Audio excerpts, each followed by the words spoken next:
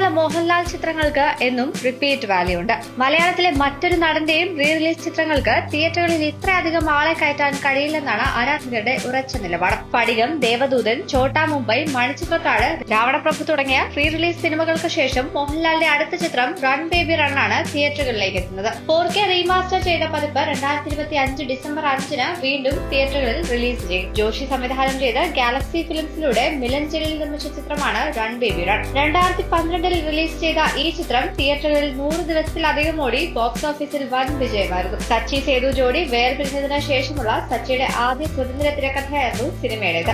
മോഹൻലാൽ, അമല പോൾ, ബിജു മേനോൻ എന്നിവരാണ് സിനിമയിൽ പ്രധാന വേഷത്തിലെത്തിയത്. ഗുരു, ഉദയനാണ് താരം, സമ്മറിൻ ബദ്ലഹേം, നരൻ, തേന്മാവിൻ കൊമ്പത്ത്, കാലാപ്പാനി, ആറാം തമ്പുരാൻ, ദേവാസുരം, നമ്പർ 20 മദ്രാസ് മെയിൽ, കാക്കക്കുയിൽ എന്നീ സിനിമകൾ ഉടൻ റീ റിലീസിനുള്ള കാത്തിരിപ്പിലാണ്. ഏറ്റവും ഒടുവിൽ റീ റിലീസ് ചെയ്ത മോഹൻലാൽ ചിത്രം രാവണപ്രഭു ആണ്.